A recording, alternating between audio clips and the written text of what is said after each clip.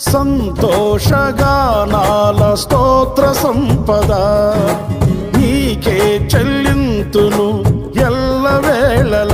అనురాగశీలుడా అనుగ్రహపూర్ణుడా నీ గుణశీలత వర్ణింపతరమా. అనురాగశీలుడా అనుగ్రహపూర్ణుడా నీ గుణశీలత వర్ణింపతరమా. నా ప్రేమ ప్రపంచము నీవేనయ్యా, నీవు లేని లోకాన నేనుండలేనయ్యా. నా ప్రాణం నా ధ్యానం నీవేనయ్యా, నా ప్రాణం నా ధ్యానం నీవేనయ్యా. నీకేగా నా స్తుతి మాలిక, నీ కొరకే ఈ ఘన వేదిక.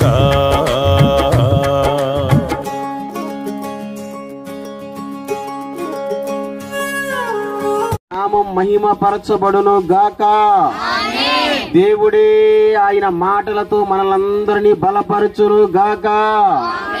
వాక్యం కొరకు ఎదురు చూస్తున్న ప్రతి బిడ్డ జీవితాన్ని దేవుడు మెండైన ఆశీర్వాదములతో నింపును గాక. చాలా సంతోషం ప్రియులారా. ఈరోజు వాస్తవానికి రేపు ప్రార్థన ఉంది, రెండవ ప్రార్థన. ఈరోజు కూడా ప్రార్థన పెట్టుకోవడం చాలా సంతోషం. నాకు అదే ఆశ. ఏం ఆశ అంటే రోజు ప్రార్థనలు గడపాలని నా ఆశ అది. అందుకనే మీరు అలాంటి ఆలోచన మీకు లేకపోయినా మా ఇంట్లో మేము రోజు ప్రార్థనలు గడుపుతాం. అందుకనే ఈరోజు కూడా ప్రార్థనలో ఉండడం అనేది నాకైతే చాలా సంతోషం. మంచి వాతావరణం కదా, అవునా కదా, ఏసీలో ఉన్నట్టున్నది. చాలా చల్లగా చాలా చక్కగా ఉంది. దేవుడు మనకిచ్చాడు మంచి వాతావరణాన్ని. అందుని బట్టి నేను మనసారా దేవుణ్ణి స్తుతిస్తూ ఉన్నాను, మనసారా దేవుణ్ణి గణపరుస్తున్నాను. కొద్ది నిమిషాలు దేవుని మాటలు విందాం. చాలా జాగ్రత్తగా దేవుడు మనతో మాట్లాడుతున్నాడు అన్నటువంటి సంగతిని మీరు గుర్తిరిగి, మాట్లాడేటువంటి మనిషిని కాదు, మాట్లాడుతున్నటువంటి దేవుణ్ణి మనము చూడాలని క్రీస్తు పేరట మనం చేస్తుంటున్నాను. రైట్. వాక్యాన్ని ప్రారంభించక ముందు ఒక చిన్న పల్లవి, ఒక చిన్న చరణం మనం పాడుకుంటూ ప్రభువుని స్తుతిద్దాం. ఒక చిన్న పల్లవి, ఒక చిన్న చరణం కలిసి మనం పాడుకుంటూ ప్రభువుని స్తుతిద్దాం. అందరికి వచ్చిన పాట నాతో పాటు కలిసి, అందరూ వచ్చిన పాట నాతో పాటు కలిసి. కృపలను తలంచుచు కృపలను తలంచుచు కొట్టు కొట్టు చమలు కొట్టు హుషారుగా. కృపలను తలంచుచు ఆయుష్కాలమంతా ప్రభుని కృతజ్ఞతతో ఆయుష్కాలమంతా ప్రభుని కృతజ్ఞతతో కృపలను తలంచుచు కృప తలంచుచు ఆయుష్కాల ప్రభుని కృతజ్ఞతతో ఆయుష్ ఆయుష్కాలం కృతజ్ఞతతో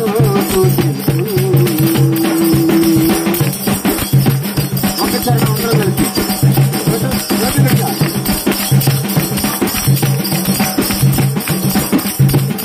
అన్నిటిలో వేలలో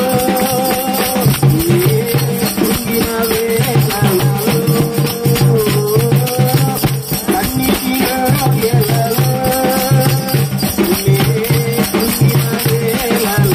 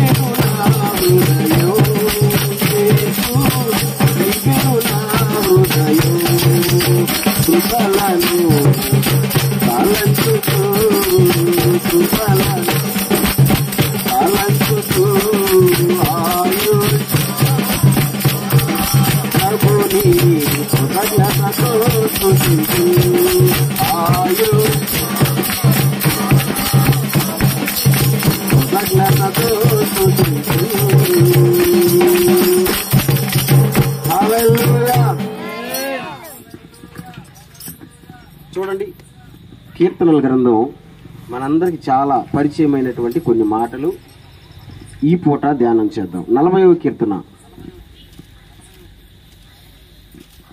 1 నుంచి 5 వచనాలు. కీర్తనల గ్రంథం 40వ కీర్తన 1 నుంచి 5 వచనాలు చదువుతారా ఎవరైనా? యెహోవా కొరకు నేను సహనముతో కనిపెట్టుకుంటుని, ఆయన నాకు చెవియొగ్గి నా మొర ఆలకించెను. నాశనకరమైన గుంటలో నుండి, జిగటగల దొంగ ఊబిలో నుండి ఆయన నన్ను పైకెత్తెను. నా పాదములు బండ మీద నిలిపి నా అడుగులు స్థిరపరిచెను. తనకు స్తోత్రార్పముగు కొత్త గీతమును మన దేవుడు నా నోట నుంచెను. అనేకులు దాన్ని చూచి భయభక్తులు కలిగిన యెహోవా యందు నమ్మకయించెదరు.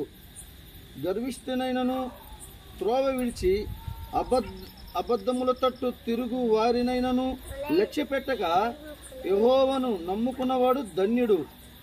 యెహోవా నా దేవా, నీవు మా ఎడల జరిగించిన ఆశ్చర్య క్రియలను, మా ఎడల నీకున్న తలంపులను బహు విస్తారములు. వాటిని వివరించి చెప్పేదనుకుంటున్నా, అవి లెక్కకు మించి ఉన్నవి. నీకు సాటైన వాడెక్కడునూ లేడు. దేవుడు ఈ మాటలను మన వినికిడిలో దీవించునుగాక. 5 వచనం ఒకసారి నాతో పాటు చదవండి. మీరందరూ 40వ కీర్తన 5వ వచనం నేను చదువుతా ఉంటాను, నాతో పాటు మీరు కూడా చెప్పండి అన్న. అందరు చెప్పండి. యెహోవా నా దేవా, నీవు మా ఎడల జరిగించిన ఆశ్చర్య క్రియలను, మా ఎడల నీకున్న తలంపులను బహు విస్తారములు. వాటిని వివరించి చెప్పేదనుకుంటున్నా, అవి లెక్కకు మించి ఉన్నవి. నీకు సాటి అయిన వాడొకడును లేడు. చిన్న ప్రార్థన చేద్దాం. పరిశుద్ధుడైన నా తండ్రి, పరమపిత, ఈ సాయంకాల సమయమందు అపోలో హన్న వారి కుటుంబములు మేము చేరి ఈ రీతిగా నేను స్తుతించే భాగ్యాన్ని మీరు ఇచ్చినందుకు వందనాలు. వాక్యం కొరకు ఎదురు చూస్తున్నటువంటి ప్రతి బిడ్డని జ్ఞాపకం చేసుకోండి. ఈ రోజు మీరు ఏమైతే మాట్లాడాలని ఉద్దేశించి ఉన్నారో ఆ మాటలే మాట్లాడండి. నిలబడేది మేము గాని మాట్లాడే దేవుడు మీరు ప్రభువా. మా నోటిని మీరు అదుపు చేయండి ప్రభువా.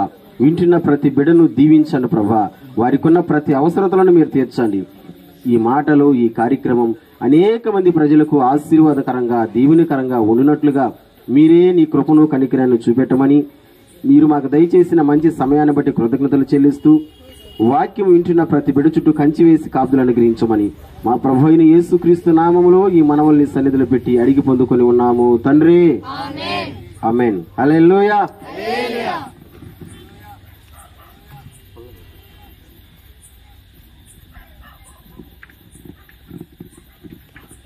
మొట్టమొదటిగా దేవునికి స్తోత్రాలు.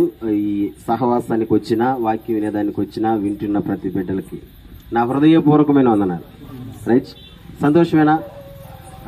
చాలాసేపు పాటలు పాడుకున్నాం. ఇంచుమించు 1.25 గంట దాకా చాలాసేపు పాటలు పాడాం. 1.25 గంట సేపు పాటలు పాడామంటే వాక్యం ఎంతసేపు పాడా? ఎంతసేపు చెప్పాలా? 1.25 అంతేనంటారా? అంత దూరం బాగోలే.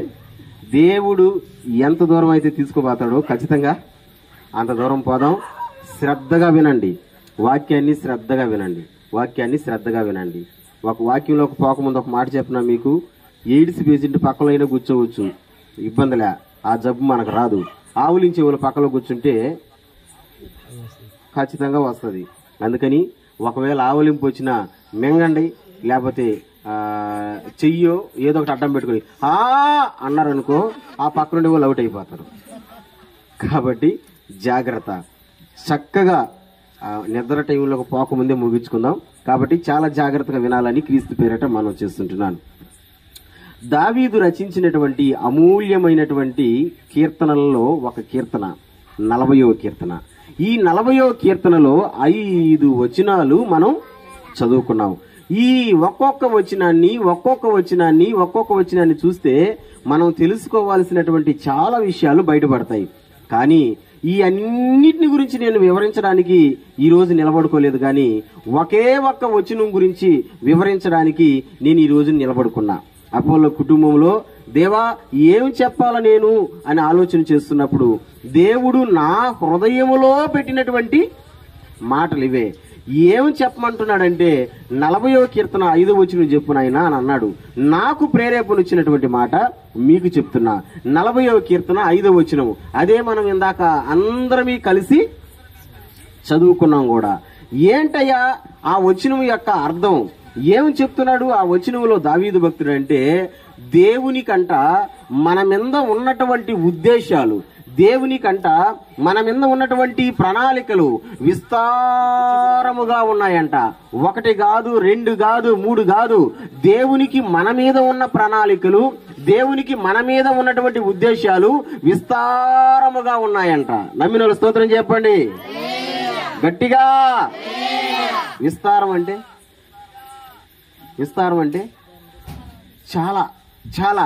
ఆ కింద లైన్లో అంటాడు లెక్కకు మించి, అంటే లెక్క పెట్టేదానికి కూడా ఛాన్స్ లేదు. ఇప్పుడు ఉదాహరణకి అట మనం పైన చూసామనుకో, ఆకాశంలో నక్షత్రాలు కనబడతాయి కదా. ఈ రోజు కనబడడం లేదులే, మబ్బులు వేస్తున్నాయి. మామూలుగా నక్షత్రాలు కనబడతాయి. లెక్క పెట్టు అంటే లెక్క పెట్టగలమా? లెక్క పెట్టలేము. లేదా మనం చేత్తో ఇసుకని ఎత్తుకుని, మట్టిని ఎత్తుకుని దాంతో ఎన్ని ఇసుక రేణువులు ఉన్నాయో అంటే లెక్క పెట్టగలమా? లెక్క పెట్టలేము. ఏమని చెప్తామంటే అయ్యా ఇది అయ్యే పని కాదు, లెక్కకు మించి ఇవి ఉన్నాయి అని మనం అంటాం కదా. అలాగే నాన్న వినాలరా, అలాగే దేవునికి కూడా మన మీద ఉన్న ఉద్దేశాలు, దేవునికి కూడా మన మీద ఉన్నటువంటి ప్రణాళికలు లెక్కకు విస్తారంగా ఉన్నాయంట. అన్ని ప్రణాళికలు, అన్ని ఉద్దేశాలు మన మీద దేవునికి ఉన్నాయి. నమ్మిన స్తోత్రం చెప్పండి. మీకు అర్థం అవ్వాలంటే ఒక మాట చెప్తా. మన బిడల మీద మనకు కొన్ని ఉద్దేశాలు ఉంటాయి, ఉండవా?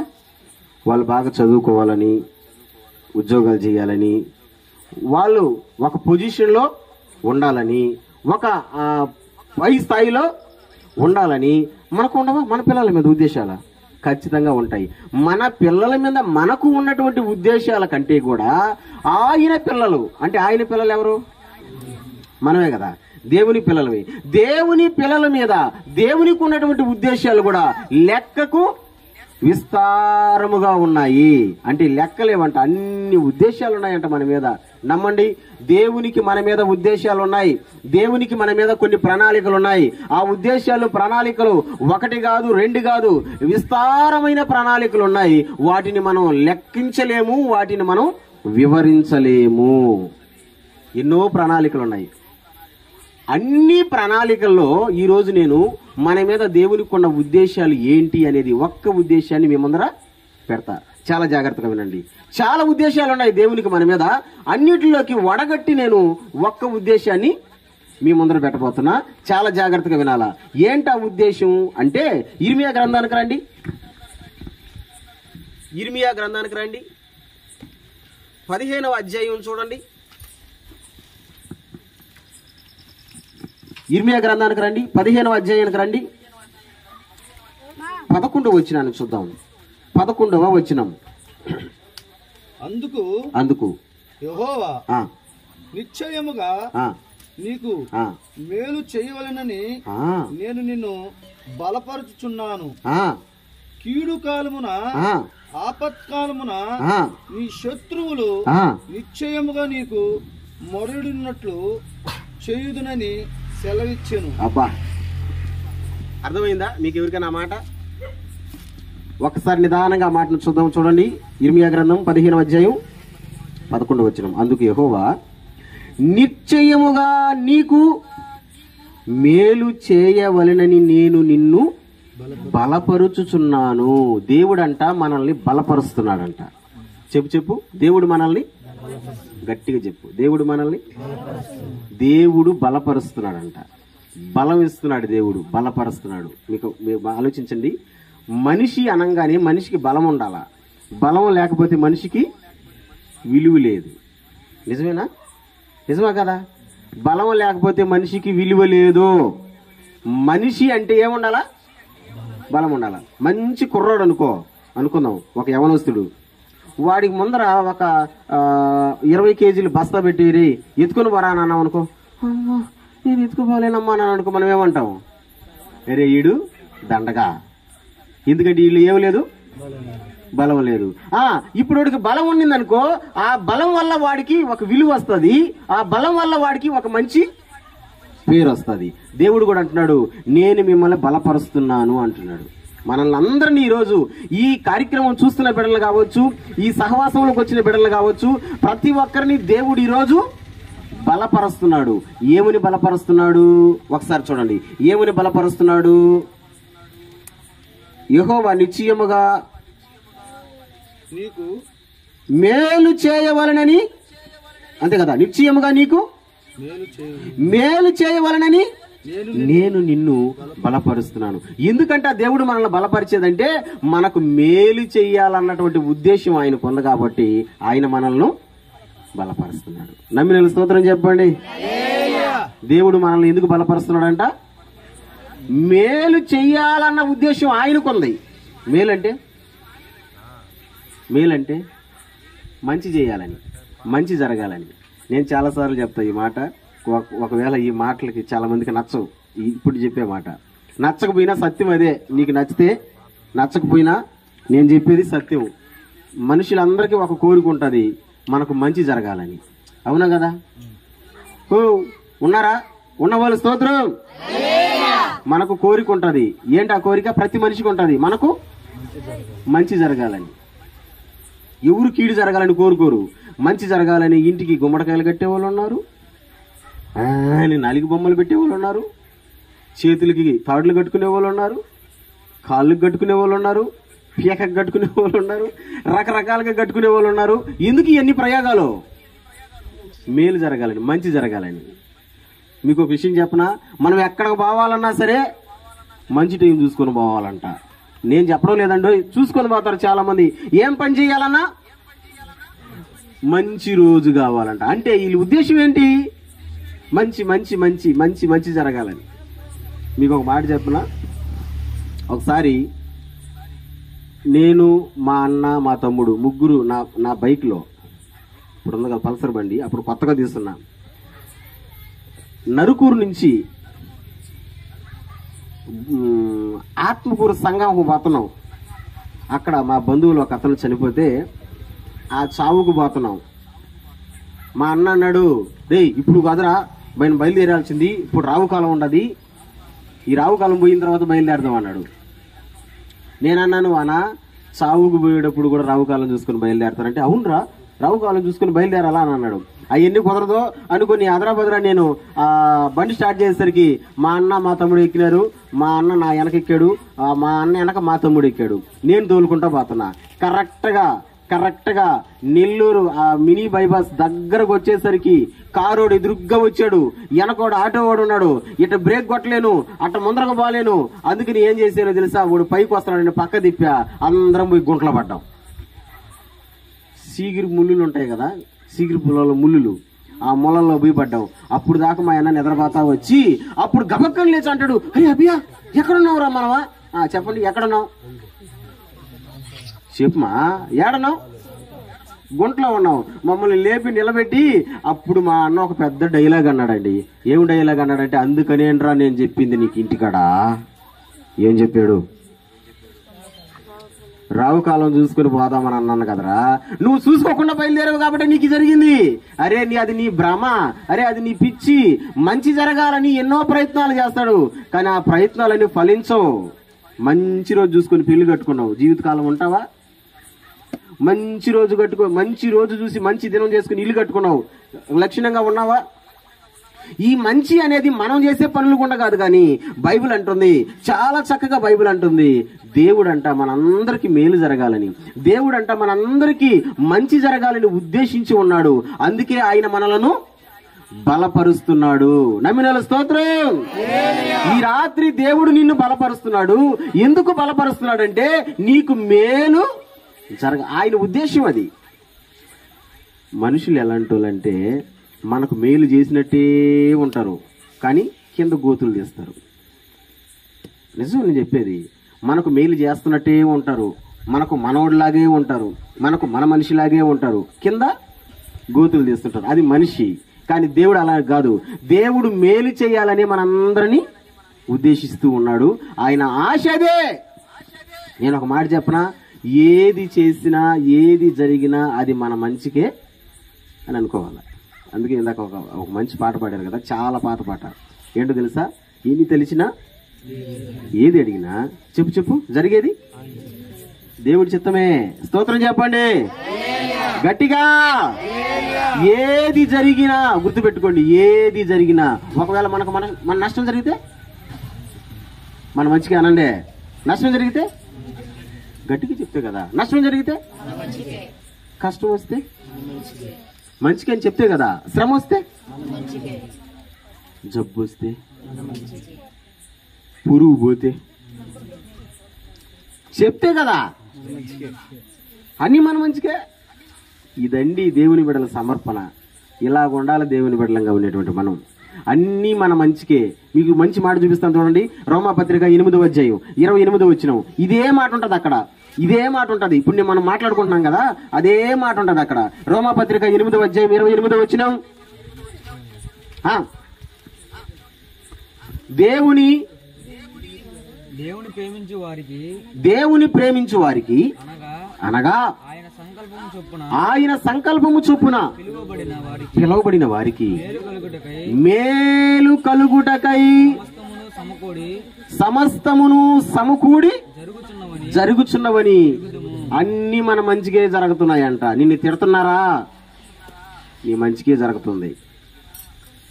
నిన్ను అవమానిస్తున్నారా, నీ మంచికే జరుగుతుంది. నువ్వు కష్టాల్లో ఉన్నావా, నీ మంచికే జరుగుతుంది. అన్నీ మన మంచికే జరిగిస్తాడంట దేవుడు. చివరికి తెలుస్తుంది క్లైమాక్స్ లో, అది ఒరే ఇదంతా జరిగింది మన మంచిగా అన్నట్టుగా. హల్లెలూయా. మీకు అర్థం అవ్వాలంటే కుమ్మరవాడు గురించి మీకు చెప్తే మీకు బాగా అర్థమవుతుంది. కుమ్మరోడు మట్టితో కుండను తయారు చేస్తాడు. చేయడా? గట్టిగా చెప్పండి మా. చేయడా? మా ఎలా చేస్తాడమ్మా ఒకసారి చెప్పండి. గడ్డపారతో ముందు పొడస్తాడు దాన్ని కదా, అది గట్టిగా ఉంటది. మట్టి జిగట మట్టి కదా, గడ్డపారతో పొడస్తాడు. ఇప్పుడు ఏం పోటు పడింది దానికి? మాట్లాడండి. గడ్డపార పోటు పడింది. తర్వాత ఏం చేస్తాడు? దాంతో పారతో జివ్వుకొని తట్లో వేసుకొని ఇంటికి వేసుకొని వచ్చి దబ్బనేస్తాడు. కింద వేసాడా? అక్కడ పొడిసాడు, ఇక్కడ కొట్టాడు, అంతే కదా. దాని మీద నీళ్లు చల్లి శుభ్రంగా కాలుతో దొక్కాడు. ఇప్పుడు దేంతో దొక్కుతున్నాడు?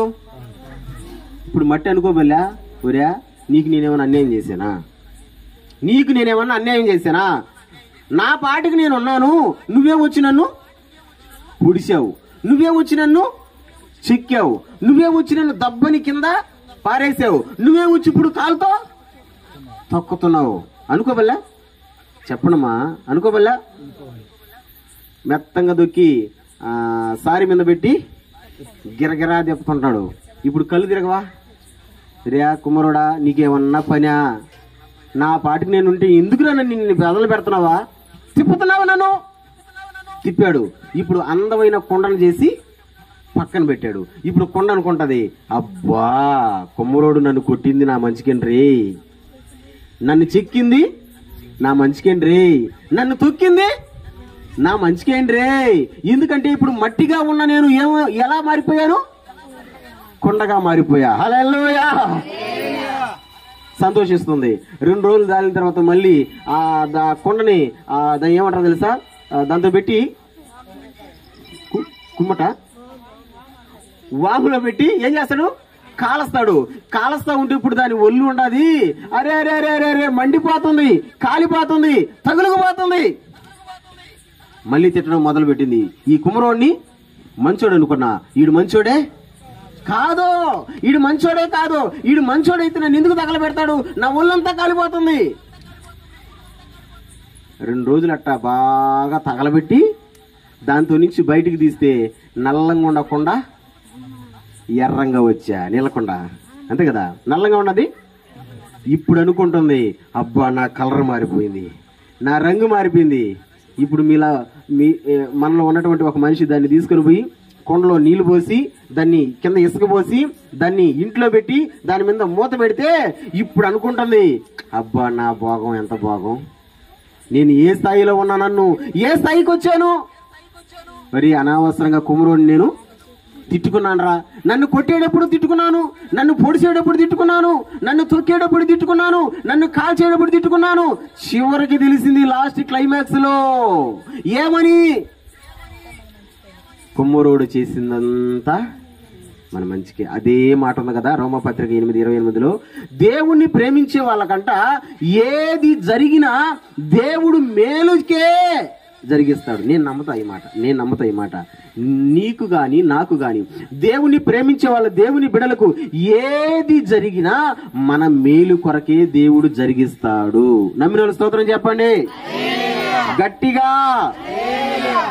కానీ ఈ సంగతిని మనం తెలుసుకో. అనవసరంగా ఏదన్నా జరిగినప్పుడు, ఏదన్నా ఇబ్బంది వచ్చినప్పుడు అనవసరంగా నిందెత్తి ఎవరి మీద వేస్తామో తెలుసా? దేవుడి మీద వేస్తాం. చేసేది మనమే, చేసుకునేది మనమే, చేసేది మనమే, చేసుకునేది మనమే. నిందెవరి మీద? దేవుని మీద. దేవుడు ఏం చేస్తాడమ్మా? దేవుడు మనకి మేలే చేస్తాడు. మనకొచ్చే చాలా కీడుకి అర్థాలు, చాలా కీడులకి ఉన్నటువంటి కారణాలు దేవుడు కాదు, ఎవరో మనమే. కొన్ని శ్రమలకి, కొన్ని ఇబ్బందులకి, కొన్ని కష్టాలకి, కొన్ని నష్టాలకి మనకే. కానీ దేవుడు మనల్ని గాన ఏ పరిస్థితిలో నడిపించినా సరే ఆ పరిస్థితి అంతా మన మంచి కొరకే. అదే రోమాపత్రిక 8:28లో చెప్పా. దీన్ని తెలుసుకోవాలి. స్తోత్రం గట్టిగా. మనల్ని మనం బలపరుచుకోవాలి. ఏ పరిస్థితి వచ్చినా మనల్ని మనం బలపరుచుకోవాలి. ఎలా బలపరుచుకోవాలంటే ఒక మాట చూడండి, కీర్తనల గ్రంథం ఎలా బలపరుచుకోవాలి ఒక మాట చూడండి. కీర్తనల గ్రంథం 31వ కీర్తన 19వ వచనం. కీర్తనల గ్రంథం 31వ కీర్తన 19వ వచనం. తీసిన వాళ్ళు, నీ యందు భయభక్తులు గలవారి నిమిత్తము నీవు దాచి ఉంచిన మేలు ఎంతో గొప్పది. ఎంతో ఉందా? ఎంతో అని ఉందా? ఎంతో గొప్పది, ఎంతో గొప్పది. స్తోత్రం గట్టిగా. దేవుడంట మన కొరకు మేలును దాచిపెట్టాడంట. అది ఎంతో గొప్పది, గొప్పది, గొప్పది. ఏమని దాచిపెట్టినాడంట? మేలుని. చెప్పండి ఏమని దాచిపెట్టినాడంట? గట్టిగా. ఏం దాచిపెట్టాడు? మేలుని అనండి. ఏం దాచిపెట్టాడు? ఏం చేసి పెట్టినాడంట? దాన్ని దాచిపెట్టినాడంట. అదే నాకు ఉండేది. మనం దాచిపెట్టుకుంటామా? దాచిపెట్టుకోమా? ఏం దాచిపెట్టుకుంటాము? అబ్బా నెంబర్ 1 డబ్బులు. ఇంకా ఎవరు అంటున్నారు? నగలు, బంగారం. ఇంకా చెప్పండి. ఇంకేం దాచిపెట్టుకుంటా? చెప్పండి, పర్లేదు చెప్పండి. ఇంకా ఎండి. ఒరే ఈయన ఇంకేం దాచిపెట్టుకోమా? ఎన్నో దాచిపెట్టుకుంటాం కదా, అవును కదా. మనం ఒకటి దాచిపెట్టుకున్నాము అంటే అది విలువైనదా, విలువలేనిదా? మనం ఒకదాన్ని జాగ్రత్త చేసి పెట్టామంటే ఖచ్చితంగా అది విలువైనదే. విలువలేనిది, ఇప్పుడు 1000 రూపాయల చెప్పులు కొన్నా ఇంట్లో దాచిపెట్టుకుంటామా? ఎక్కడ పెడతాం? అవి విలువ లేనివి కాబట్టి ఎక్కడ పెడతాం? బయటే పెడతాం. అదే మనం 10 రూపాయల గ్లాసు కొన్నాం అనుకో, దాన్ని ఎక్కడ పెట్టుకుంటాం? ఇంట్లో పెట్టుకుంటాం. ఎందుకని? ఆడ డబ్బులు కాదు తేడా, విలువ, దాని స్థానం. అలాగే దేవుడు కూడా మన కొరకు దాచిపెట్టున్నాడంట. మేలులు దాచిపెట్టున్నాడంట. ఇప్పుడు చెప్పండి, దాచిపెట్టిన దాన్ని మనం వాడతామా? వాడమా? గట్టిగా చెప్పండి, వాడమా? అప్పుడప్పుడు వీళ్ళు వస్తుంటారే ఇన్స్టాల్మెంట్ లో వాయిదాలు సామాన్లు వేసేవాళ్ళు వచ్చినప్పుడు ఏం చేస్తారంటే పెద్ద పెద్ద దబర్లు కొనిస్తారు. ఎక్కడ పెట్టుకుంటారో తెలుసా? ఆటక బండ మీద పెట్టుకుంటారు. ఎప్పుడు నువ్వు దాచిపెట్టుకున్నావే అసలు వాటిని వాడతావా? వాడవా? వాడతావు. ఎప్పుడు వాడతావు? దానికి ఒక పని వస్తుంది, దానికి ఒక అవసరం వస్తుంది. ఆ పని వచ్చినప్పుడు, ఆ అవసరం వచ్చినప్పుడు దాన్ని మనం వాడతాం. దాచిపెట్టామంటే దానితో ఒక పని ఉండాది, దానితో ఒక అవసరం ఉండాది. అవసరం వచ్చినప్పుడు దాన్ని వాడతాం. దేవుడు కూడా అంతేనంట, దాచిపెట్టాడంట మనకు మేలులు. ఆ టైం రానే వస్తుంది ఆ మేలు మనకి ఇచ్చేదానికి. స్తోత్రం. ఆ సమయం రానే వస్తుంది ఆ మేలు మనకి ఇచ్చేదానికి. కానీ ఇప్పుడు మన కంటికి కనబడవయి, ఎందుకంటే దేవుడు దాచిపెట్టాడు కాబట్టి, మనం కాదు. మీకు ఒక విచిత్రం చెప్పనా? మగవాళ్ళకి అందరికి ఉండే పెద్ద జబ్బు, అందరిలోకి నాకే ఉంటుంది మరిగెంత జబ్బు, అది పెద్ద జబ్బు. ఏంటి ఆ జబ్బు అంటే, ఆడవాళ్ళు పెట్టిన వస్తువులు మగవాళ్ళకి కనబడకపోవడం కదా. ఇక్కడ పురుషులు ఉన్నారు, చెప్పండి, కనబడతాయా మీకు? కనబడతాయా? కనబడినా ఏవో ఒకటో రెండో కనబడతాయి, అన్నీ కనబడవుగా, అవునా కదా. మేమైతే రోజు ఇంట్లో కుంపులాటే. ఏమని కుంపులాట అంటే, అది కనబడలేదు, అట్టపోయింది, ఇది అట్టపోయింది, ఇది అట్టపోయింది, అది అట్టపోయింది. మొత్తానికి దాన్ని మనకు కనబడాలంటే దాన్ని దాచిపెట్టిన వాళ్ళే వచ్చి మనకివ్వాలా. దేవుడు కూడా అంతే. మనిషి మన ఇంట్లో ఉన్న ఆడ మనిషి దాచిపెడితేనే మనకు కనబడడం లేదే, మరి దేవుడు దాచిపెడితే కనబడతాయా? కనబడవు. కానీ దాచిపెట్టిన ఆయనే మనకు ఇవ్వాలా, ఇస్తాడు. ఎప్పుడు ఇస్తాడంటే, దానికంటూ ఆ పెద్ద దెబ్బకు ఒక టైం వస్తుందండి. నువ్వు దాచిపెట్టిన వస్తువుకి ఒక టైం వస్తుందండి. ఆ టైం వచ్చినప్పుడే మనం వాడతాం. అలాగే దేవుడు దాచిపెట్టిన మేలు కూడా ఆ సమయం వచ్చినప్పుడే దేవుడు మనకిస్తాడు. అప్పుడు అంటాం, ఒరే ఇందుకొరక దేవుడు నన్ను పిలుచుకునింది, ఇందుకొరక ఇన్ని స్థితిలలో నుంచి నన్ను దేవుడు నడిపించింది అని. అందుకే నేను అంటాను, దేవుని యొక్క ఉద్దేశం మన మీద ఎలా ఉంది, మన ఎడల ఎలా ఉందంటే, మనకు మేలు జరగాలని దేవుడు చూస్తున్నాడు. నమ్మిన స్తోత్రము గట్టిగా. రోమాపత్రిక 8:28 ప్రకారం మనం ఏం ఆలోచించాలా? ఏది జరిగినా దేవుడు మన మంచి కొరకే. చెప్పు ఏది జరిగినా దేవుడు, మళ్ళీ చెప్పాలా, ఏది జరిగినా దేవుడు, కష్టం వచ్చినా, నష్టం వచ్చినా, ఇబ్బంది వచ్చినా, ఎగతాళి చేసినా, అవమానించినా, కొన్నిసార్లు దేవుని బిడ్డలకు చిన్న అవమానాలు రావు. లోకంలో ఉండే వాళ్ళకి కాదు, దేవుని బిడ్డలకు చాలా అవమానాలు వస్తాయి. చాలా సార్లు చాలా అవమానాలు వస్తాయి. అవమానం వచ్చినా గాని మన మంచికే, అంతే. మీకు విచిత్రం చెప్పనా? కొన్నిసార్లు మన పరిస్థితులు బాగాలేనప్పుడు మనం ఇంట్లో ప్రార్థన పెట్టుకుంటాం, ఇదే విధంగా పెట్టుకోవా. అప్పుడు కొంతమంది జనాలు సెటైర్లు వేస్తారు మన మీద. పెట్టుకున్నాడండి భక్తుడు, చేస్తున్నారండి ప్రార్థన, దేవుడు ఎట్ట చేస్తాడో చూడండి చూడండి చూడండి. ఏందది? అవమానం, ఎగతాళి. ఇది కూడా మన మంచికే. ఎందుకంటే దేవుడు ఏది చేసినా మన మంచికే. ఎలా అవుతాయి మన మంచికి అనేటువంటి ఒక చిన్న ఉదాహరణ మీ ముందర పెడుతున్నాను, చాలా జాగ్రత్తగా వినండి.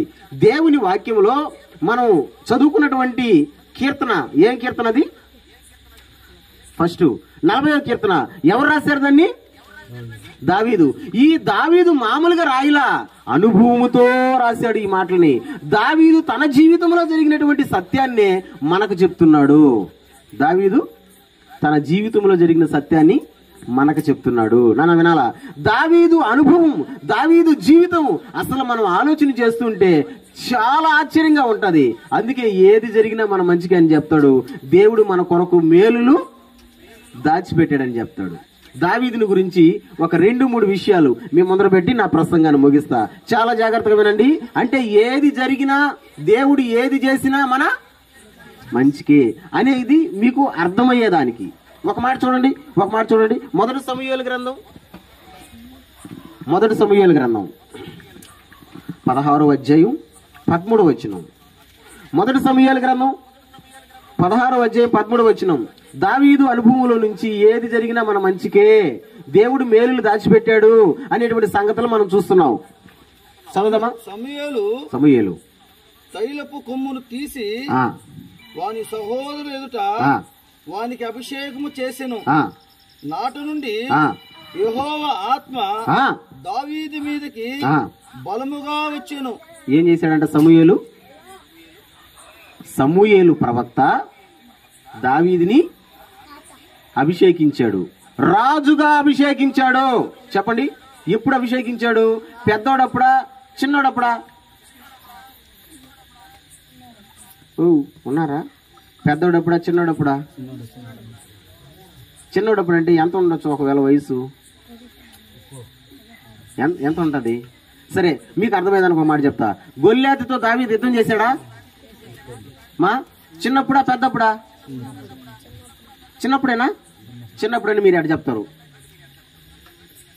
చిన్నప్పుడు అని అన్నారు కదా, మరి చిన్నప్పుడని ఎడ చెప్తారు? బైబిలే అంటుంది. ఒకసారి చూడండి, ఆ మాట చూద్దాం. మొదటి సమూయేలు గ్రంథం 17 అధ్యాయం 33 వచనం. దావీదు చిన్నప్పుడు అంటే యుద్ధం చేయక ముందే అభిషేకించబడి ఉన్నాడు ఆయన. దావీదు సౌలు ఈ ఫిలిష్తీయుని ఎదుర్కొని, దావీదుతో చెప్తున్నాడు సౌలు రాజు చెప్తున్నాడు, ఈ ఫిలిష్తీయుని ఎదుర్కొని వానితో పోట్లాడుటకు నీకు బలము చాలదో, నీవు బాలుడవు. ఏమంటున్నాడు సౌలు రాజు? గొల్యాతుతో యుద్ధం చేద్దామని పోతున్నావు దావీదా, ఈ గొల్యాతుతో యుద్ధం చేసేదానికి నీకు బలము చాలదు. ఎందుకు చాలదంట బలం? నీవు చదవండి, నీవు బాలుడవు. బాలుడంటే పిల్లోడివి. స్తోత్రం చెప్పు. ఎలాంటోడివి?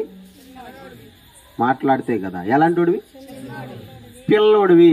పిల్లోడివి అంటే ఎన్ని సంవత్సరాలు ఉండొచ్చు? ఒకవేళ అమ్మా 10 దాకా. మీరు చెప్పండి, ఎన్ని సంవత్సరాల దాకా పిల్లోడు అంటారు? ఎవరైనా అక్క 10 అని చెప్పింది, మీరు ఎవరైనా చెప్పండి. 16 ఎవరు దండిగా చేశారు ఓటు. 16 సంవత్సరాల దాకా పిల్లోడే అంటారంట. ఇంకెవరైనా చెప్పండి, ఎప్పుడు దాకా పిల్లోడు అంటారు? సూపర్. నువ్వేం చెప్పావు? 11. ఆనందం 12. ఎక్సలెంట్. అందరూ ఆన్సర్లోకి ఆనందం చెప్పింది కరెక్ట్. 11 కదా, 12. అంటే 1 సంవత్సరం మొదలుకొని 12 సంవత్సరాల వరకు పిల్లోడిని, ఆ వయసు ఉన్నటువంటి ఆ వయసులో ఖచ్చితంగా పిల్లోడే అంటారు. 13 పెట్టింది అనుకో పిల్లోడు అంటారు. ఇంకా ఆడపిల్లని కానీ మగవాడిని కానీ. ఎందుకంటే 13 ఇంగ్లీష్లో చెప్పండి. 13 అంటే టీనేజ్ ప్రారంభమైంది. 13 అంటే 13 నుంచి ఇంకా పైకి పోయే కొద్దీ పిల్లోళ్ళ లెక్కలో రాము మనం, ఇంకా పెద్దోళ్ళ లెక్కే వచ్చేస్తాం. ఇప్పుడు చెప్పండి, ఇప్పుడు బాలుడు అన్నాడంటే ఎంత వయసు ఉండొచ్చు? ఓహో అంటే 12 సంవత్సరాలు వేసుకున్నాం. 12 సంవత్సరాలప్పుడే దావీదును దేవుడు అభిషేకించాడు సమూయేలు ద్వారా, నిన్ను రాజుని చేస్తానని. స్తోత్రము. ఇప్పుడు చెప్పండి, చేశాడా చేయలేదా? చేయలేదా? గట్టిగా చెప్తే కదా. చేయడా? చేశాడా? ఎన్ని సంవత్సరాలప్పుడు రాజుని చేశాడు? అభిషేకించింది 12 సంవత్సరాలప్పుడు. ఎన్ని సంవత్సరాలప్పుడు రాజుని చేశాడు? నువ్వు చెప్తే కదంట ఏమా తెలుస్తుందంటరా? చూడండి, చూపిస్తాను చూడండి. సమూయేలు 2వ గ్రంథం 5వ అధ్యాయం 4వ వచనం. 2 సమూయేలు గ్రంథం 5వ అధ్యాయం 4వ వచనం. దావీదు 30 ఏండ్ల వాడై ఏలనారంభించెను. ఎన్ని సంవత్సరాలప్పుడు అంట? ఎన్ని సంవత్సరాలప్పుడు అభిషేకం వచ్చింది?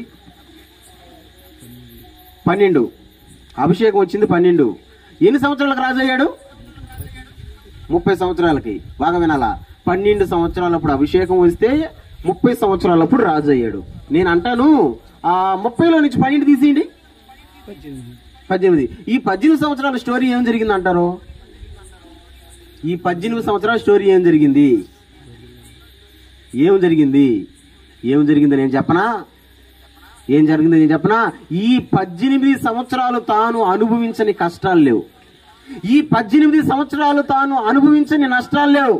ఈ 18 సంవత్సరాలు తాను పడినటువంటి కష్టాలు మనం బైబిల్లో చదువుకుంటా పోతే అసలు వర్ణనాతీతమైన కష్టాలు. నేను అంటాను, యేసయ్యా నువ్వు అభిషేకించావు కదా, చిన్నప్పుడే అభిషేకించావు కదా, రాజుని చేస్తానన్నావు కదా, మరి 30 సంవత్సరాలకు రాజుని చేసావే, 18 సంవత్సరాలు ఎందుకు కష్టపెట్టావు? 18 సంవత్సరాలకు ఎందుకు అన్ని ఇబ్బందులు పెట్టావు దావీదును అంటే, దేవుడు అంటాడు, అన్ని దావీదు మంచి కొరకే చేశాను నేనా, అన్ని దావీదు మంచి కొరకే. ఈ 18 సంవత్సరాల అనుభవాలు అస్సలు మనం చదువుకుంటా పోతే సామాన్యమైన అనుభవాలు కాదు దావీదుకి. ఒక 2-3 అనుభవాలు మీ ముందర పెడతా. ఈ 18 సంవత్సరాల్లో తాను అనుభవించిన అనుభవాలు చూడండి. నెంబర్ 1 మొట్టమొదటి అనుభవం చూద్దాం. మొట్టమొదటి అనుభవం చూద్దాం. మొదటి సమూయేలు గ్రంథం 16వ అధ్యాయం 21వ వచనం. మొదటి సమూయేలు గ్రంథం 16వ అధ్యాయం 21వ వచనం. దావీదు సౌలు దగ్గరకు వచ్చి అతని ఎదుట నిలవబడగా అతని యందు సౌలునకు బహు ఇష్టము పుట్టెను. అతడు సౌలు ఆయుధములను మోయవాడాయను. దావీదంట సౌలు దగ్గరకు వచ్చి నిలబడినప్పుడు, అంటే రాజు, అప్పుడు సౌలు రాజు దగ్గరకు వచ్చి నిలబడినప్పుడు రాజుకి ఇష్టం పుట్టిందంట. ఎవరి మీద? దావీదు మీద. దావీదు మీద ఇష్టం పుట్టి దావీదుకి ఒక డ్యూటీ ఇచ్చాడు. ఏం డ్యూటీ? ఆయుధాలు మోసే డ్యూటీ. అంటే రాజు ముందర పోతా ఉంటే రాజు వెనక రాజు ఎత్తుకుని కత్తి, డాలు, రాజుకి కొన్ని వస్తువులు ఉంటాయి కదా, ఆయుధాలు మోసే డ్యూటీ ఎవరికి? అభిషేకం. ఏం అభిషేకం? రాజుగా డ్యూటీ కూలుడు. అభిషేకం రాజుగా, డ్యూటీ కూలోడు. ఇప్పుడు చెప్పండి, ఈ డ్యూటీ కూలోడుగా చేస్తున్నాడు, కూలోడుగా ఉన్నాడు కదా. ఇప్పుడు మనం ఊహించండి, అభిషేకం ఏమో ఆ రేంజ్ లో, రాజుగా అభిషేకం వచ్చి ఎందుకు కూలోడుగా కుదరాల్సి వచ్చింది? ఎందుకు అంటే దేవుడు అంటాడు, ఇది నీకు ఒక అనుభవం. దావీదా, ఇది నీకు ఒక అనుభవం. నువ్వు రాజు అవ్వాలంటే ముందు ఈ పనోడు డ్యూటీ, ఈ డ్యూటీ ఉందే, ఈ డ్యూటీలో నువ్వు నేర్చుకోవాల్సినటువంటి చాలా ప్రాముఖ్యమైన అనుభవాలు నీకు రావాలా. అందుకనే నీకు ఈ డ్యూటీ ఇస్తున్నా. అందుకనే సౌలు ఆయుధములు మోసేటువంటి డ్యూటీ వచ్చింది. నేను అంటాను, ఈ డ్యూటీ చేశాడా చేయలేదా? గట్టిగా చెప్పండి, చేశాడా చేయలేదా? కూలి పని చేశాడా చేయలేదా? చేశాడు కదా. అదే మనం అయితే చేస్తామా? ఉన్నారు మీరు? మనం అయితే చేస్తామా? ఏమంటాం మనం అయితే? ఏయ్, నాకేం అభిషేకం వచ్చిందా? రాజాభిషేకం. నేనేందా ఆయుధాలు మోసేదా? నేనేందా ఆయుధాలు మోసేదా? నేను ఎలాంటోన్నా? నా పవర్ ఏందా? నా పలుకుబడిందా అను మనం. ఎందుకంటే అభిషేకం ఆల్రెడీ వచ్చేస్తుంది అప్పటికే. అయినా గాని అభిషేకం వచ్చినా, తన ఆయుధాలు మోసేటువంటి పని వచ్చినా సరే, ఎందుకో దేవుడు నన్ను ఈ స్థితిలో ఉండమన్నాడు, ఎందుకో దేవుడు నన్ను ఈ పని చేయమన్నాడు అని ఆ పనిలోనే ఉన్నాడు దావీదు. బిడ్డా, మనకు ఎలాంటి అభిషేకాలు ఉండొచ్చు, ఏ స్థాయిలో అయినా దేవుడు మనం నిలబెట్టొచ్చు, కానీ మనకు ప్రస్తుతం ఇచ్చినటువంటి ఆ పనిలో మనం ఉండాలా. దేవుడు ఏ పని అప్పగిస్తే ఆ పనిలో మనం ఉండాలా. ఇది మనకు ఒక అనుభవం. దావీదు అలాంటి అనుభవంలోనే ఉన్నాడు. 18 సంవత్సరాల్లో ఒక భాగం ఇది. స్తోత్రం. గట్టిగా గట్టిగా 18 సంవత్సరాల్లో ఒక భాగం కూలోడు పోస్టు. అంతేనా? చెప్పండి చెప్పండి, ఏం పోస్టు? గట్టిగా ఏం పోస్టు? రెండో అనుభవం చూద్దాం. సమూయేలు మొదటి గ్రంథం 22వ అధ్యాయం 11వ వచనం. సమూయేలు మొదటి గ్రంథం 22వ అధ్యాయం 1వ వచనం. దావీదు అక్కడ నుండి బయలుదేరి అదుల్లాము గుహలోనికి తప్పించుకొని పోగా అతని సహోదరులు అతని తండ్రి ఇంటి వారందరూ ఆ సంగతి విని అతని యొద్దకు వచ్చిరి. ఎక్కడున్నాడు ఇప్పుడు దావీదు? అదుల్లాము గుహ. ఎందుకు పోయాడు అక్కడికి? అక్కడే ఉంది క్లారిటీ. ఎందుకు పోయాడు అక్కడికి? తప్పించుకొని. సూపర్. ఎవరు మా కింద? సూపర్. తప్పించుకొని పోవడం అంటే అర్థం ఏంది? ఎవరన్నా మనల్ని ఒకరు వెనక తరమతుండాలా? ఓలికి దొరకకుండా తప్పించుకొని పోవాలా? ఇంతకీ దావీదుని తరమతుండేది ఎవరు? రాజు. సౌలు రాజు తరమతున్నాడు చంపేదానికి. అందుకని రాజుకి ఆడ దొరికితే మనల్ని చంపేస్తాడని భయపడిపోయి అదుల్లాము గుహలోకి పోయి దాంకుంటున్నాడు. తప్పించుకుని పారిపోయాడు అక్కడికి. అంటే అనావసరంగా తన ప్రాణాన్ని తీసేదానికి రాజు ప్రయత్నం చేస్తున్నాడు. కొంతమంది తరమతారు మనల్ని హింస పెట్టాలని, మనల్ని బాధ పెట్టాలని. లాస్ట్కి సాధ్యమైతే అంటే ఏంది ఉన్నారు కొంతమంది, అంతు చిక్కకపోతే ఏం చేయాలంట? వేసేద్దాం. ఆ అనుభవంలో ఉన్నాడు. ఈ 18 సంవత్సరాల్లో ఒక అనుభవం అది. తనను చంపేదానికి ప్రయత్నం చేస్తున్నాడు రాజు, తనను చంపేదానికి ప్రయత్నం చేస్తున్నాడు. నానా ఏం తప్పు చేశాడు చంపేదానికి? ఏం తప్పు చేశాడు చంపేదానికి అంటే తప్పేం చేయలే. గొల్యాతుని గెలుచుకొని వచ్చాడు, ప్రజలందరూ జేజేలు కొట్టారు. సౌలు కంటే దావీదుకే ఎక్కువ జేజేలు కొట్టారు. అది నచ్చలా, ఆ బుద్ధి నచ్చలా. అందుకనే ఏం చేశాడు తెలుసా? విషపు చూపు చూసి సౌలు దావీదును చంపాలని తరుముతున్నాడు. తరిమినా సరే తప్పించుకొని పోతున్నాడు గాని సౌలు చేతిలో దొరికిన వాడు కాదు. మీకు ఒక మాట చెప్పనా? దావీదు ఎవరు? గొర్రెల కాపరి. సౌలు ఎవరు? రాజు. చెప్పు దావీదు ఎవరు? సౌలు ఎవరు? మా రాజు అనుకుంటే గొర్రెల కాపరిని చంపలేడా? కష్టం పనే, ఈజీ పనే? అదే ఈజీ పనే, కష్టం పనే? ఈజీ పనే. కానీ చంపాడా? చంపలా. ఎందుకు? దావీదుకి దేవుడు తోడుగా ఉన్నాడు కాబట్టి తరుముకొని వస్తున్నా సరే చంపలేకపోతున్నాడు, పట్టుకోలేకపోతున్నాడు. నేను కూడా అంటాను, ఎంతమంది మనల్ని తరిమినా, ఎంత దూరం తరిమినా, ఏమి చెయ్యాలని తరిమినా దేవుడు తోడుగా ఉంటే ఒక్కరి చేతిలో కూడా దొరకం మనం. గట్టిగా చప్పట్లు కొట్టు గట్టిగా. దేవుడు తోడుగా ఉంటే ఒక్కరి చేతిలో కూడా చెప్పండి దొరకం. సౌలు చేతిలో దొరకడం లేదే, రాజు చేతిలో దొరకడం లేదే. ఎవరు? దావీదు. దొరకం. చాలా మంది అంటూ ఉంటారు, అటు చేసేయాలరా, ఇటు చేసేయాలరా, అటు అయిపోవాలరా, ఇటు అయిపోవాలరా. రకరకాలుగా ప్రయత్నం చేసినా మనం వాళ్ళ చేతిలో దొరకం. ఇది కూడా ఒక అనుభవమే ఈ 18 సంవత్సరాల్లో. ఎవరికి? దావీదుకి. స్తోత్రం చెప్పు గట్టిగా. ఎన్ని అనుభవాలు చెప్పినప్పటికీ? 2 అనుభవాలు. మొదటి అనుభవం చెప్పండి. దావీదు పొందిన మొదటి అనుభవం అభిషేకమేమో రాజు అభిషేకం, కానీ కూలుడు పోస్టు, అదొక అనుభవం. రెండవ అనుభవం రాజు చంపడానికి చూస్తున్నాడు. అందుకని తప్పించుకొని, ఎన్ని రోజులు తప్పించుకొని పోవాలరా నేను, ఇంకా ఎంతకాలం తప్పించుకొని పోవాలరా నేను, ఇంకా ఎక్కడికెక్కడికి తప్పించుకొని పోవాలరా నేను ఇంకా అనుకొని దొరకకుండా తప్పించుకొని పోతున్నాడు. ఇదొక అనుభవం. 3వ అనుభవం. ఇది ఇంకా మాస్టర్ ప్లాన్. ఇది ఈ 3వ అనుభవం ఏందో చూద్దామా? సమూయేలు మొదటి గ్రంథం 18వ అధ్యాయం 20-21 వచనం చూద్దాం. 20-21 వచనం చూద్దాం.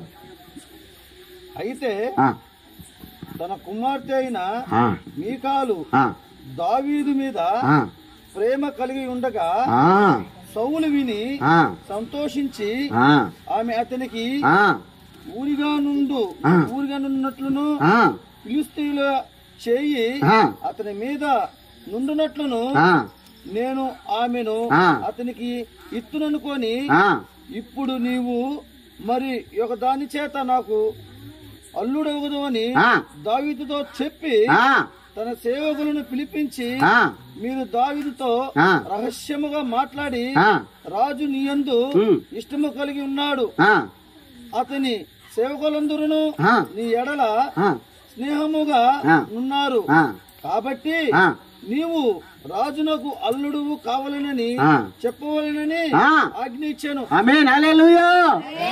ఇది మాస్టర్ ప్లాన్. ఇది మామూలు ప్లాన్ కాదు. రాజు తరమతున్నా గాని చెప్పండి, దావీదు దొరకడం వల్ల తప్పించుకుని వెళ్తున్నాడు. అందుకని ఇప్పుడు మాస్టర్ ప్లాన్ రాజు ఏం వేశాడంటే, రాజు కూతురు అంటే సౌలు రాజు కూతురు పేరు మేకాలు. ఏం కాలు? కుడికాల ఎడంకాల? మేకాలు దావీదుని ప్రేమించిందంట. దావీదు అంటే రాజు కూతురు దావీదుని ప్రేమించేసరికి రాజుకు కుశాలు వచ్చేసింది. ఎందుకు కుశాలు వచ్చిందో చెప్తారా? ఎందుకు? నేను నా కూతుర్ని చూపించి కూతురి ద్వారా ఉరి తీసుకొని వస్తా. అదే ఉండదు చూడండి అక్కడ, అదే ఉంది ఆ మాట అక్కడ. కూతురి ద్వారా ఏమి తీసుకురావాలంట? ఉరి. అంటే ఆడ మనిషి ద్వారా ఉరిని తీసుకొని రావాలంట. ఉరి ఉరి ఉరి. చాలా మంది కుటుంబాల్లో స్త్రీలు ఎటుంటారంటే భర్తకు ఉరిగానే ఉంటారు, సహకరించరు, సహాయం చేయరు. చాలా మంది స్త్రీలు చాలా మంది భార్యలు భర్తకు సహాయం చేయరు, ఉరిగా ఉంటారు. ఎప్పుడు చూసినా రిస్క్ పెట్టడం, ఎప్పుడు చూసినా నష్టపోయే పనులు చేయడం, ఎప్పుడు చూసినా కష్టపడే పనులు చేయడం, ఇలాంటి పనులే చేస్తా పోతారు. ఇలాంటి వాళ్ళు ఉరి. అందుకే చాలా మంది అంటూ ఉంటారు, తలకాయ బాదుకుంటారు, ఎందుకు చేసుకుని అంటారా దీన్ని, ఏంట్రా నా పరిస్థితి అని. ఆ స్టేజ్కి తీసుకొని వచ్చి మరి ఈ మీకాల చేత అలాగనే ఫిలిష్తీయుల చేత ఇద్దరి చేత అయినా ఇతన్ని చంపాలని మాస్టర్ ప్లాన్ వేస్తే దావీదుకి వర్తమానం పంపించి దావీదుని అల్లుడు చేసుకున్నాడు. ఎవరో చెప్పండి ఎవరో? రాజు. మీకు ఒక విచిత్రం చెప్పనా? కూతురి ద్వారా ఉరిని తెప్పించాలనుకున్నాడు. కూతురే దావీదుని ప్రేమించి ఉరి ఎట్టబోయిందో అడ్రస్ లేకుండా పోయి తనకు భార్య అయిపోయింది. స్తోత్రము గట్టిగా. అట్ట అనుకునింది ఇట జరిగింది. చెప్పాలి కదా, అట్ట అనుకునింది. అట్టని ఎట్ట అనుకున్నాడు? సౌలు కూతురు ద్వారా చంపేయాలనుకున్నాడు, ఫిలిష్తీయుల ద్వారా చంపేయాలనుకున్నాడు. ఆ కూతురే ప్రేమించి దావీదు భార్య అయిపోయింది. అట్టనుకున్నది మన దేవుడు అంతేనండి. అట్టనుకునింది ఇట చేస్తాడు. అయిపోయింది నా పని అని అనుకుంటే అయిపోలా. ఎందుకు అయిపోలా నేనల్లా అట్ట మారుస్తాడు. ఎందుకంటే ఆయన స్థితిగతులను మార్చే దేవుడు. నమ్మేల స్తోత్రం చెప్పండి. స్థితిగతులను మార్చే దేవుడు. అట్టనుకునింది ఇట్ట జరిగింది. ఎన్ని అనుభవాలంటే నేను ఇప్పుడు చెప్పింది 3 అనుభవాలే. 3ఏనా? చెప్పండి ఏమేమి అనుభవాలు? నెంబర్ 1 కూలోడుగా ఉన్న ఒక అనుభవం. నెంబర్ 2 తప్పించుకొని పారిపోవడం ఒక అనుభవం. నెంబర్ 3 కూతురు ద్వారా ఫిలిష్తీయుల ద్వారా చంపాలనుకోవడం ఇంకొక అనుభవం. 3 అనుభవాలు నేను చెప్పింది. చాలా అనుభవాలు ఉన్నాయి. ఈ అనుభవాలన్నీ ఎన్ని సంవత్సరాల్లో?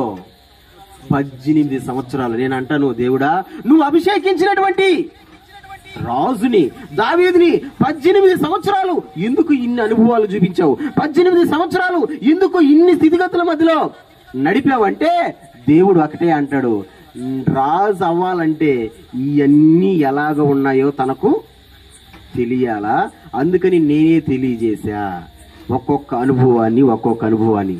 నేను అదే అంటాను, మనకు వచ్చేది ప్రతిదీ ఒక అనుభవమే. మనుషులు నిన్ను అవమానిస్తున్నారా? అది కూడా నీకు ఒక అనుభవమే. ఒక మాట చెప్పనా, చాలా మందికి నచ్చదు ఈ మాట, మళ్ళీ చెప్తా. నిజమైన వ్యక్తులు ఎవరంటే, నిజమైన బంధువులు ఎవరంటే, నిజమైన స్నేహితులు ఎవరంటే, నిజమైన మన రక్త సంబంధికులు ఎవరంటే మనం బాగున్నప్పుడు వచ్చేవాళ్ళు కాదు. బాగున్నప్పుడు మనం ఎట్టా బిర్యానీ చేసి పెడతాం, చికెన్ చేసి పెడతాం, మంచి మంచి వంటలు చేసి పెడతాం, తినేసిపోతారు. వాళ్ళు కాదు, బాగున్నప్పుడు వచ్చేవాళ్ళు కాదు. మన దీన దశలో మనల్ని ఆదరించిన వాళ్ళు నిజమైన బంధువు, నిజమైన స్నేహితుడు, నిజమైన చుట్టం. ఈ రోజున మీరు గమనించండి, మనం కింద పడితే మనల్ని ఆదరించే వాళ్ళు చూడరు. నా జీవితంలో ఎన్నో అనుభవాలు వచ్చాయి. నా అనుకున్నటువంటి వాళ్ళే కొద్దిగా డౌన్ అయ్యేసరికి వాళ్ళ దగ్గరకు పోతే ఎంతో కాదు 2000 కావాలని అడిగా పోయి, ఎంత అంట అక్క అన్న ఇంట్లో ఎంత 2000 అడిగా. ఇంట్లో ఉండే వాళ్ళు కుదబెట్టిన వస్తువులన్నీ తీసుకొచ్చి నా ముందర రాస్తున్నాడు కాగితాలు. అంటే వస్తువులు కూడా లేవు నీకు ఇచ్చేదానికి అని లక్షలకు పడిగెత్తున్నాడు. మళ్ళీ ఎంత ఇలాగపోయాడు? 2000 ఇలాగపోయాడు. చూసావా? నిజమైన బంధువు ఎవడు? నిజమైన స్నేహితుడు ఎవడు? నువ్వు దీన దశలో, నువ్వు దుర్దశలో ఉన్నా సరే నీ దగ్గరకు వచ్చి నిన్ను ఆదరించేటువంటి వాడు. ఇవన్నీ అనుభవాలు మనకు రావాలనే దేవుడు ఏం చేస్తాడంటే ఒక్కొక్క అనుభవాన్ని మనకు నేర్పిస్తాడు. అందుకే నేను చెప్తున్నాను ప్రియ బిడ్డ, దేవుని వాక్యం ద్వారా దేవుడు చెప్తున్నాడు, దేవుడు మనకు మేలులు దాచిపెట్టాడు. దేవుడు మనకు మేలు చేయాలని ఉద్దేశించే ఈ అనుభవాలన్నీ మనకు నేర్పిస్తున్నాడు, మనకు చూపిస్తున్నాడు. ఎక్కడైనా ఈ అనుభవాలన్నీ మన జీవితంలో ఇమిర్చుకొని ముందుకు పోవాలా. ఇదిగో నేను దీనదశలో ఉన్నప్పుడు పలానా వ్యక్తి నన్ను ఆదరించింది, నేను దుర్దశలో ఉన్నప్పుడు పలానా ఆమె నన్ను ఆదరించింది, పలానా వాళ్ళు నాకు సాయం చేసింది అని నువ్వు నెమరు వేసుకొని దాని ప్రకారం ముందుకు నడవాలని, దేవుడు ఎవరు నిజం ఎవరు డమ్మీ అని చెప్పేదానికే ఈ అనుభవాలన్నీ దావీదు జీవితంలో కూడా ఎలాగే జరిగింది. రాజు కాకముందే ఎందుకు ఇన్ని అనుభవాలు నేర్పించాడంటే ఒకటే కారణం ఏంటో తెలుసా? నువ్వు రాజు అవ్వాలంటే, నువ్వు పై స్థాయికి పోవాలంటే ఈ కింద ఏమేమి జరుగుతుందో అన్నీ నువ్వు తెలుసుకోవాలా. ఒక్కొక్కటి ఒక్కొక్క అనుభవం, ఒక్కొక్క గుణపాఠం అన్నట్టుగా. అందుకే నేను చెప్తున్నాను, ఏది జరిగినా దేవుడు మనకు ఒక గుణపాఠం నేర్పించాడని గుర్తుపెట్టుకుందాం. కష్టం వచ్చినా ఒక అనుభవం, నష్టం వచ్చినా ఒక అనుభవం, శ్రమ వచ్చినా ఒక అనుభవం, లేకపోతే ఏది వచ్చినా మన మంచికే. ఇలాగ మనం ఉండగలిగితే ఖచ్చితంగా దేవుడు దాచిపెట్టిన మేలు ఆ టైం రానే వస్తుంది. ఆ మేలు మనకు దేవుడు ఇవ్వనే ఇస్తాడు. అటువంటి ధన్యత వాక్యం వినిన ప్రతి బిడ్డకు, కుటుంబీకులకు మనందరికీ దేవుడు దయచేయును గాక. ప్రార్థన చేద్దామా?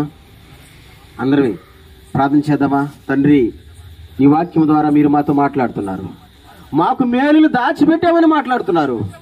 అయ్యా, దాచిపెట్టినటువంటి మేలు ఖచ్చితంగా ఆ టైం రానే వస్తుంది, అప్పుడు ఇస్తానని చెప్తున్నావు. ఎంత గొప్ప దేవుడు నాయన, ఆరాధ్య దైవానువు తండ్రి. మాకు దాచిపెట్టినటువంటి మేలు ఇవ్వండి ప్రభువా. అయ్యా, దావీదుని 12 సంవత్సరాలప్పుడు అభిషేకించి 30 సంవత్సరాలకు రాజు అయినప్పుడు ఈ 18 సంవత్సరాలు ఎన్నో అనుభవాలన్నీ నువ్వే నేర్పించావయ్యా. మేము కూడా నేర్చుకుంటున్నాం. కొంతమంది మనుషుల ద్వారా అనుభవాలు నేర్చుకుంటున్నాం, కొన్ని స్థితిగతుల ద్వారా అనుభవాలు నేర్చుకుంటున్నాం, కొన్ని పరిస్థితుల ద్వారా అనుభవాలు నేర్చుకుంటున్నాం. ఇది మీరు మాకు నేర్పిస్తున్న అనుభవం తండ్రి. నిజంగా మేము నమ్ముతున్నాం ప్రభా. ఈ అనుభవాలన్నీ మేము నెమరవేసుకుని ప్రభా ముందుకు కొనసాగాల. ప్రార్థించేద్దాం. ఈ స్థితిలో ఉన్నానంటే, ఇంకా బ్రతికున్నానంటే, ఈ స్థితిలో ఉన్నానంటే, ఇంకా బ్రతికున్నానంటే, నీ కృపా, నీ కృపా, నీ కృప